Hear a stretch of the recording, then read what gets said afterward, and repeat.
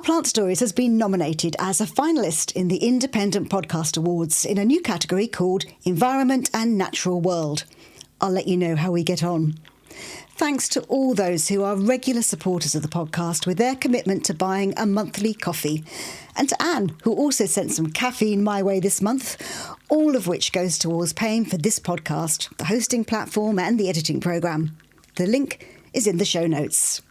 And now, a plant story.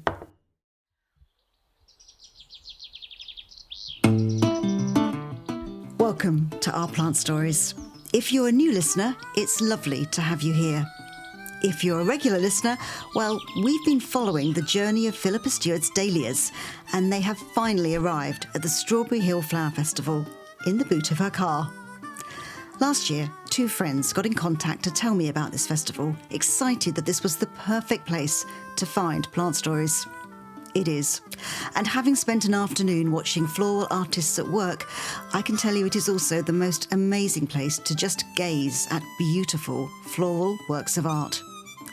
I recorded this Offshoot episode to give you a behind-the-scenes walk through the rooms of Horace Walpole's little Gothic mansion in Twickenham. There are many photographs on the Our Plant Stories website. So we're here the day before the festival opens to the public, and Strawberry Hill House is just full of flowers and florists and floral designers going up and downstairs carrying buckets of flowers, and it's looking stunning. And I'm standing here with Janne and with Leigh, co-founders. Just tell me, how are you feeling? Excited, because it's always nerve-wracking to the lead up, but once we actually get to the day, there's nothing we can do. We just let the florists and designers just get on with it and work their magic. Everyone knows what they're doing, in theory, and it's exciting. Can't wait to see what they've all done. It's just lovely having everybody together. Just really nice. Everybody's working with each other, helping each other out. And it's often we work alone, so to work with lots of other people is really lovely. How did this idea for this festival come about, and when? Well, it was 2019, and there was a Lost Treasures exhibition here, and David Attenborough is one of the patrons, and Leigh was asked to do 2 urns, and she obviously used sustainable methods, because I think it was the Blue Planet, wasn't it, Leigh? He just brought out the Blue Planet. Yes. Yeah. So, so obviously everything had to be sustainable, and well, we were working with sustainable methods and mechanics back then, anyway. And then afterwards, Claire and Leigh were chatting away because the Lost Treasure had been such an amazing exhibition. Drew in a lot of visitors. How could we carry that on? And Leigh came up with the premise of a sustainable flower festival, and asked me to join her. And that's, as they say, is history, because it was 6 years ago. What does that mean, a sustainable well, basically festival? all the flowers are grown in Britain. We don't use floral foam, and we try to limit the use of single-use plastics. And at the end of the festival, all that's left are a couple of bags of compostable items, really. That's extraordinary. Mm. How much has this world changed in floristry? Is that the direction it's going in, or are you still... It seems to be. It certainly seems to be. I think we're all much more conscious of pesticides and all sorts of other things, and I think it just makes more sense if we've got the flowers here growing in this country, why don't we use the ones that are nearest us, rather than... I've got nothing against imports, don't get me wrong, because sometimes you have to use them, but while the flowers are growing here, why don't we use them? Janne, when we go into the house, we're going to see beautiful installations. How do you pick the people, or who are the people who are doing those? Where do you find those floral designers? Well, we're always trying to make this show aspirational and to show flowers as art. So the designers are very much picked on the work they create, and we can see that from Instagram, or we know them from work they've done. They like to work sustainably. they've got some experience in working with events and weddings. This year we've got Ikebana, which Leigh can tell you more about. But it's kind of intuition, and it's also about whether people want to do it, because they are doing it essentially for free. They're doing it for the love of exhibiting in this beautiful house, and so that's part of it. They've got to want to do it, and I mean, we've never struggled to get people to join in. I'm looking forward to going into the house and for you both to explain a bit more about that. Mm-hmm. But before we do, I have to describe that you are basically standing in front of some of Philippa's dahlias. Philippa is here as well with her dahlias, which have been driven down from Cheshire, with a few bees as well, which you've relocated to London. I think that's great. Yes, slightly concerned about those. Tell me what you're doing. I'm putting Philippa's dahlias into a suiban with a pin frog, and I'm not exactly doing traditional ikebana here. I actually love the way, when I saw them in the buckets, that they're all just together, and there is at the moment, I think the feeling of looseness is quite a thing. So sometimes I just think it's lovely to see them all loosely together, not over arranged. What's a suiban? The suiban is a raised bowl. Philippa, tell me what we're looking at. Which ones are in here? Are these some of your babies? They're all my babies, apart from the Jasudi Mercury. So all the flowers in here are all completely unique in that they don't exist anywhere else in the world except in my field. And it's easy to do, and I'm trying to get everybody enthused to growing dahlias from seed, because it's addictive, and the plants are incredibly healthy because none of the dahlia viruses get transmitted through seed apart from one. So what I have back in my field, back in Cheshire, is incredibly healthy plants that are very vigorous and have got these completely unique seedlings. A lot of them would not pass the dahlia exhibition standards, but that's not what we're looking for. We're looking for pretty flowers, and I'm specifically looking for flowers that dry well, but also I'd like to have my own series of dahlias, and I'd like everybody to have their own series of dahlias, because I think it's a bit like having children. You end up loving them all. So yeah, that's what I'm here with. What you're doing. Yeah. I can't wait. They're beautiful. They're beautiful. Really. Well, I shall put some photographs on the website. Shall we go and have a look in the house? Yes, let's. I'm excited to see what's in the house.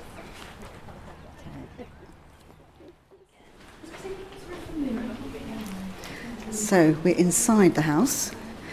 Which way? It's like a It rabbit is a bit of a warren. maze. So we know it quite well now, don't we? We do. So, are we at the famous staircase where the Should we stand under the light? So this is where you used the Philippa's dahlias in the past? Yes, we have, indeed.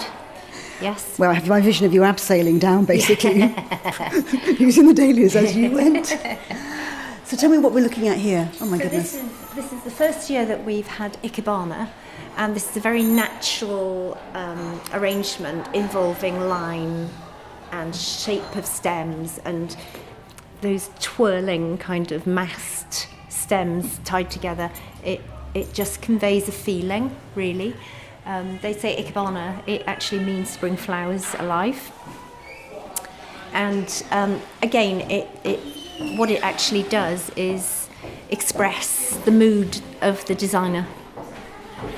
It's beautiful. It is exquisite, actually. I love it. Absolutely love it. You can hear all the footsteps. There are all the florists going up and down and flower buckets everywhere. I love it. Okay, next, upstairs. Yes.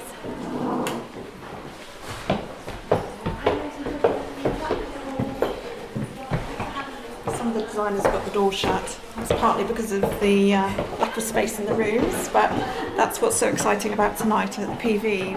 There'll be the big reveal as all the doors will be open. We'll be able to see what people have done.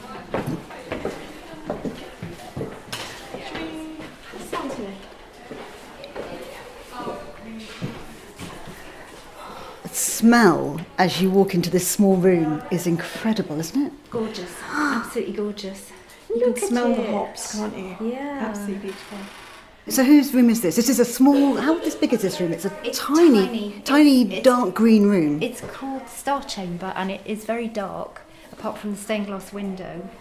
And Lily has done this design with a hurdle and lots of hydrangea heads, and it's just beautiful, absolutely beautiful. How do you even do this? I mean, how do you build something like this? If you were able to kind of do an X-ray and look behind, what would you see? Or is that, we're not allowed to do that, it's magic in a way. No, that is important because the mechanics of sustainable floristry are important, and you might be able to still catch a little glimpse of them. You can see she's used chicken wire there. She's probably made some kind of I can't tower. even see that, to be honest. Yeah. That's the trained eye. Well, also, we've seen her set We a know. tower. Of course. But Leigh, maybe you can talk more about the mechanics. So it's basically, there's no right or wrong, it's just what works, and perhaps we all do things slightly differently, but usually there are buckets and chicken wire involved. Maybe bits of string, maybe like flutes that we put the flowers into and then put water inside that you can push in. I mean, over the years of actually doing floristry, I've seen people use all sorts of different techniques, and who cares as long as it works.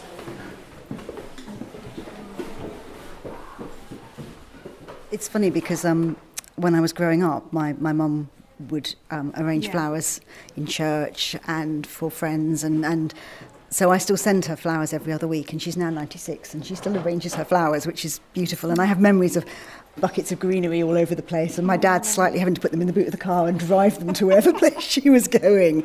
So it's kind of slightly kind of familiar. But tell me about, this is a beautiful, well, it's a very long dining table that has been decorated as a feast for the eyes and the curious mind, it says. The natural world, a feast for the eyes and the curious mind. Tell me a little bit about this. This is by Hortus Poeticus, which have a beautiful, beautiful naturalistic style. And they're incredibly talented. They do a lot of beautiful weddings and events. And, it's a table laid out with beautiful green linen, and it's got beautiful compote bowls filled with dahlias and honeysuckle and phlox. Almonds as well. There's almonds to eat. And then it's got beautiful terrines, blue and white terrines that they've used, and then there's nuts and fruits and shells and figs and bowls dripping with grapes. It's just an absolute feast for the eyes, literally. Sure. This is a beautiful one. It's gorgeous, I absolutely isn't it? love this. It's very different from what's been in here before, and that's another element to how we decide who goes in what room, because we're always looking to switch the rooms about. So last year there was about 5 people in here. This year just one designer, Hortus Poeticus, have created this feast in here, beautiful tablescape. So every year the rooms have like a different design, the different designer. So And that's presumably part of the joy, is seeing how different people interpret in different spaces. It never looks the same in that way. So, we could have had a visitor for over the past 6 years, but every time they go into a room, it'll be different from the year before. How do you photograph this, Janne? Well, as you can see, it's very shadowy. We're in a really dark red room, and it's got spotlights, which any photographer would immediately turn off. I have a big lens that lets in lots of light. I'd like to spend a couple of hours in here, probably. I can so see why my friends were literally emailing me last year saying, you have to come. And I was saying, but I can't. If you enjoy our plant stories, please do think of leaving a review on your podcast app. It really makes a difference to the algorithm, helping other people find the podcast.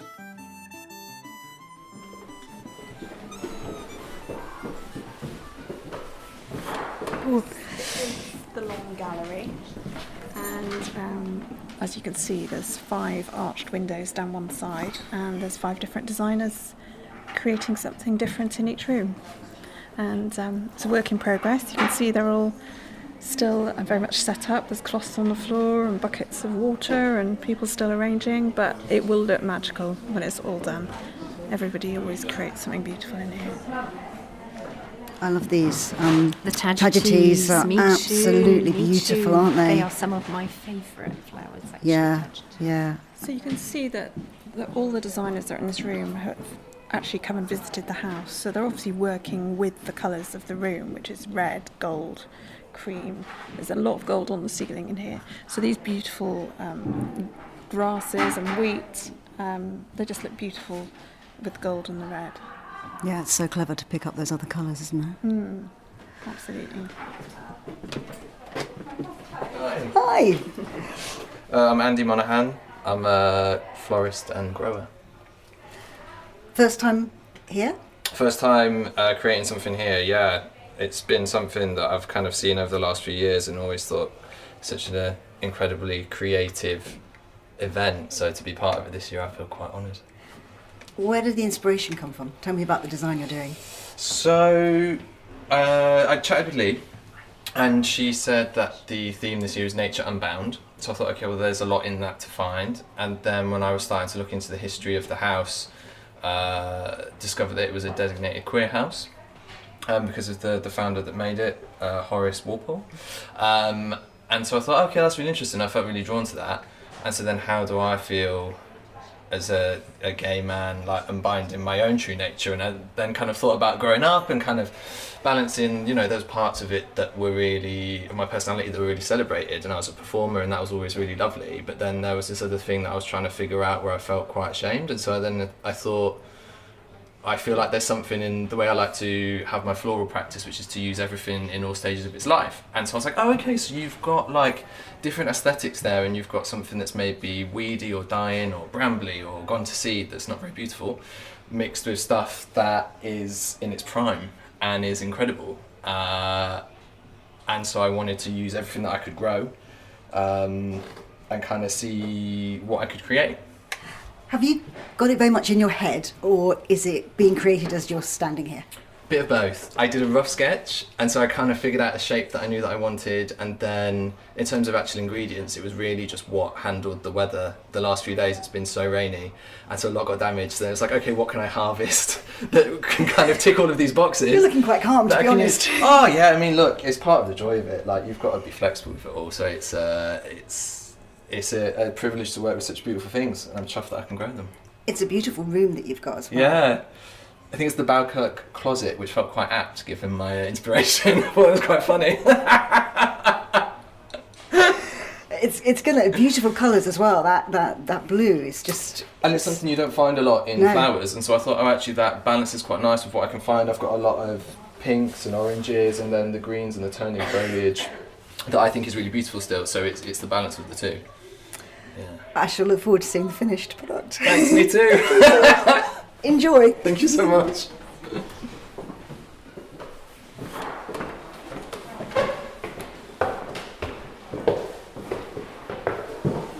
So we're now up again to the very top of the house? We're not quite at the top, but we can go to the top.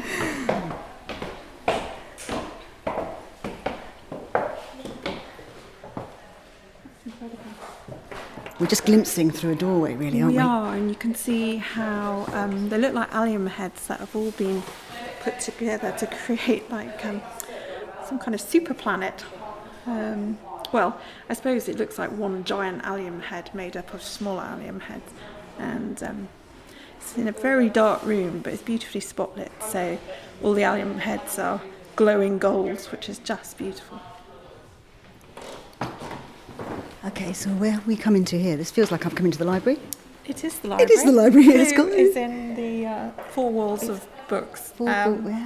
This is a stunning room. It's often actually in, you might see it, might see it in period dramas or something. It's really, really special room. And I just love the smell of the old books, and now we can smell gorgeous dried flowers. And we've got Lucy Phillips and Cara from Floral Odyssey, and they are creating something very beautiful coming out down the chimney and out of the fireplace, and they're using dried buttercups, and they just look spectacular, and they haven't even finished yet. That's beautiful. The colour is gorgeous. It is, isn't it, against that black, the black of the chimney. Did you know that you wanted to use buttercups? When did that come? Did you kind of come and visit? Did you... I think we probably decided around wintertime, didn't we, when the buttercups were out, and these all come from my field. So I think Cara comes to my workshop because we work together, and she saw all the buttercups in the field, and it was like, yep, Strawberry Hill, that's what we're going to do. And I think because there's so much rain, they're so incredibly tall this year, because it's done nothing but rained in the Cotswolds. So yeah, that was the vision. Had you dried them before? Yes. So you know how they work and how they dry. I knew they would dry, yeah. And I love this. I'm really learning about chicken-wire. It's a lovely mechanic. Isn't it incredible what you can do with chicken-wire? Also, this is Strawberry Hill chicken wire. Can you see it's beautifully copper wire? I mean, this is high end. This is superior chicken-wire. This is superior chicken wire, yeah. And will you be able to see any of it at the end? And does it matter if you can see the chicken wire, or will you aim so it's completely covered so you'll not even know it's there? It kind of just disappears into the design. So yeah, it's kind of, we wanted to give it a floaty feel, so hopefully your eye will go straight to the yellow, and the mechanics will just hopefully disappear.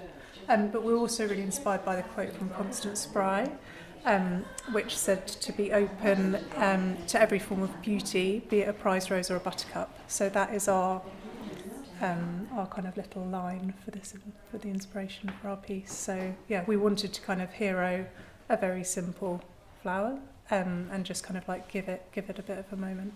It's very special. Yeah. What's special about being here? What's special about Strawberry Hill? Oh, it's an incredible setting. So I think we were in a different room last year, we were upstairs. So I think you really respond to the room that you're in, and they're all so unique. So we were in the breakfast room last year, so we used 2 breakfast chairs and we covered them in dahlias and had them on top of each other. So it's just, you can see what's around you, and then... And the creative freedom. Yeah.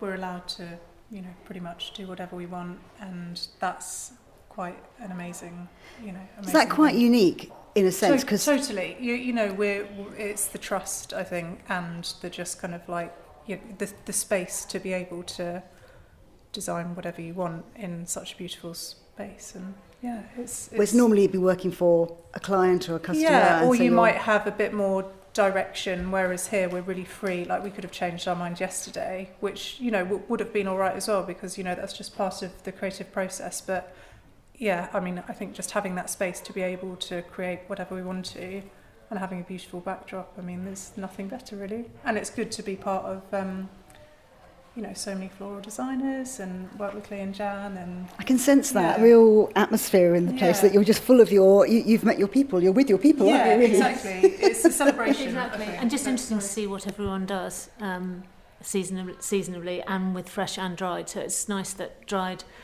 is championed, so much too. Well, having met Philippa, I'm championing dried dahlias. I've never thought of doing it before, but now. Yeah, it's additional. Yeah. Thank you. Thank you, Peter. Thank you. There are 3 pieces of floral art in here, which are using pressed flowers. And often I think, many of us have done that. We've pressed a flower, but this isn't just the flower. This the whole stem and the leaves and the tendrils. And then they're put together in the most extraordinary 3D way. Absolutely. So she's pressed these flowers as this is the work of Janne, who is an incredible designer. She does very exquisite pieces, and if we take that sweet pea that's in one of the arrangements, for example, she's picked it with all the tendrils. There's even a little pea pod on it, and she's pressed it so it's flat, but she's actually arranged these dried pressed flowers into like a 3D sculpture, and as you can see, you can walk around them and you just keep seeing beautiful stems of Nepeta. There's hellebores in there, and just stunning piece of work. This is the first time I'm seeing it as well, and it's very unique. So this is sustainability at its very best, really. How long does the festival go on for? It is only on for 3 days, so it starts on Friday and it ends Sunday afternoon. So of course this dried flower arrangement that we're standing in front of would last years probably, but fresh flowers don't. So to give everyone the same visual experience, it's on for 3 days, and then the flowers are probably beginning to wane a bit by then.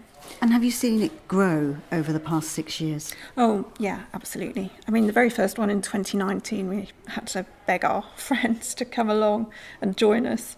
But now people almost apply, if you like, to be part of it. And we invite certain people back, and we always want to champion new people coming forward. So it's And in terms of the public? Yeah, I mean, last year it sold out, and it's probably pretty much sold out now. So this is one for people to think about, like I did. I found out about this last year, and it's a year on, and now I'm here, and I'm like, wow, I really understand why this is so incredible. So it's basically, if you hear this podcast, and book for next year. Yeah, I mean, the tickets go on sale generally about 4 to 5 months ahead of the show. And we always say, book ahead if you want your slot. And people have learnt to do that, people that have been coming year after year. So I think there's a couple of spaces left Saturday and Sunday afternoon, but most of the morning's sold out. The thing is with this house, it's a historic house with a relatively small staircase, so there's only a certain amount of people you can have in the house. It's not that we can't get more people in the morning, but we physically can't because of health and safety and regulations in the house. Well, what do you feel at the end when finally you've closed, the final person leaves? What does that feel like? Phew. Nobody got injured, nobody tripped down the stairs, no buckets of water were leaking through ceilings. Yeah, it's a year in the planning, this festival, and not only for us but for the exhibitors as well, because you don't just think about something like this 2 days before. This is months of planning, and the same with Cara and Lucy that are doing the buttercup installation. It's about design, and not only that, you've got to grow and then dry the flowers. So it's pretty much a year from. We'll probably have the debrief and start planning for next year, beginning of October. My thanks to Leigh and Janne, who were so generous with their time on such a busy day. All I can say is make a note in your diary for next year. I already have. Our Plant Stories is an independent podcast presented and produced by me, Sally Flatman.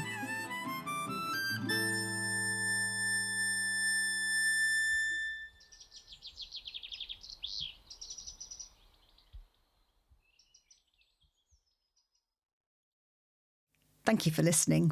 If you want to show your support for this podcast via Buy Me a Coffee, then the link is in the show notes or on the website ourplantstories.com. I promise you, your virtual coffee will go towards the podcast, not plants.